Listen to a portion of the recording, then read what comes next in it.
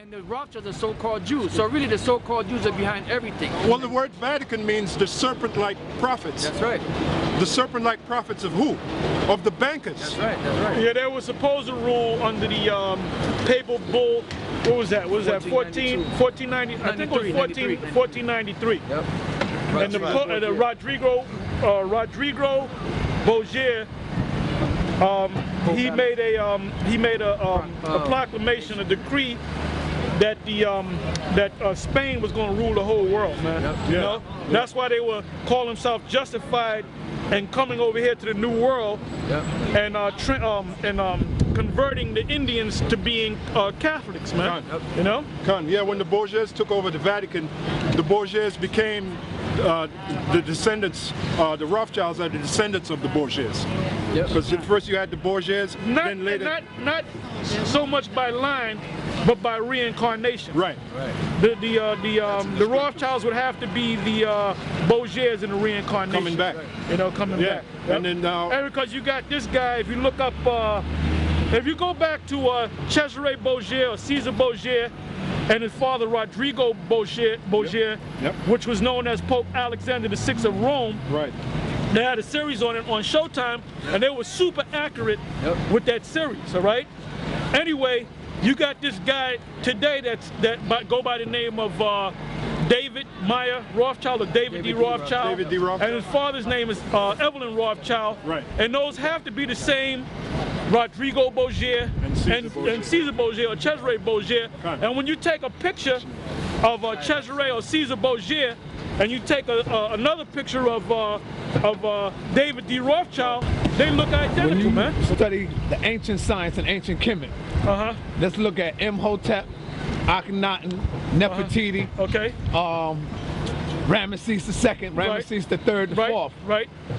How come you can find those tombstones and those mummies, but you can't find no mummy of Jesus, Abraham, Isaac, Jacob, Michael? Where are they bodies at?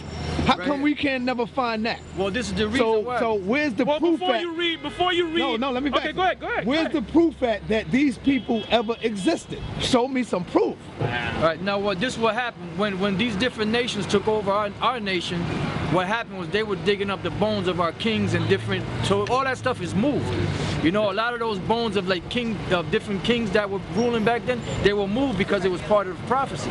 This is the book of Jeremiah chapter 8 and verse 1. It says, "At that time, saith the Lord, they shall bring out the bones of the kings of Judah, and the bones of his princes, and the bones of the priests, and the bones of the prophets, and the bones of the inhabitants of Jerusalem out of their graves. And they shall spread them before the sun and the moon and all the hosts of heaven, whom they have loved and whom they have served." That's their technology. And after archaeologists and biblical historians.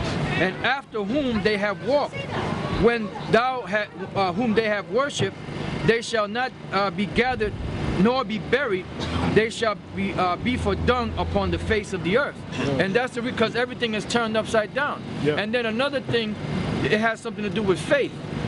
Now, if you have something tangible, if the Lord wants you to have faith towards Him, to please Him, and you have something tangible in your face to prove it, how can you have faith if you seeing it? You don't need the physical proof. You don't need faith because you see the physical because proof. we believe in this based upon faith, not based upon some relic that somebody found. Right. Hey, bring that scripture out. For we walk by faith, not by sight. And now when you go back, hey, let me say this: the Jehovah's Witness, when you deal with them, and you tell them that you're Israelites, and you go back and forth, and they'll say, well, where's the record of your genealogy that goes back to, you know, your fourth Judah and so forth? And they'll say, well, you can't bring that out because the Romans destroyed the record. I said, well, it's based upon faith. That's right. That's why the number one scripture we go to prove that we the people of Israel are the children, the descendants of Israel, is Deuteronomy, the 28th chapter. And let's go to that right quick, man. Start at the 16th verse. Matter of fact, go to the 30th verse. Deuteronomy 28 and 30. Thou shalt betroth a wife, and another man shall lie with her. That happened in slavery, okay? Go ahead. Thou shalt build an house, and thou shalt not dwell therein. what was the man's name that built DC? It was a black man. It was a slave, Benjamin Banneker. All right. Did he dwell in there? Did he become the first president? No. All right. Go ahead. Thou shalt plant a vineyard and shalt not gather the grapes thereof. In other words, you was working out in the field, and who got the product? Who reaped the benefits?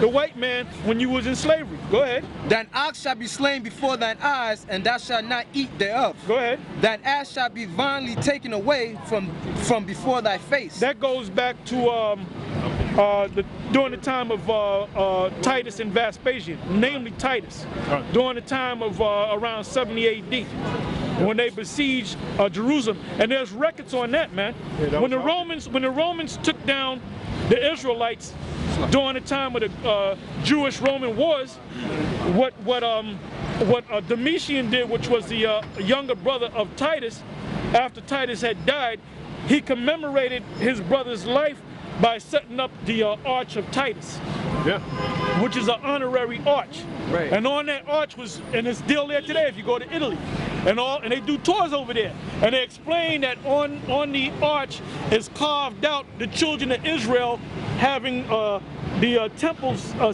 seized, having them with gold ransacked. Yeah. All right. Okay. That's right. They had a coin to commemorate. They had a coin to commemorate the fact that they took down the Jews, and they named it during the time of Titus, during the time of Domitian. They named it. The inscription was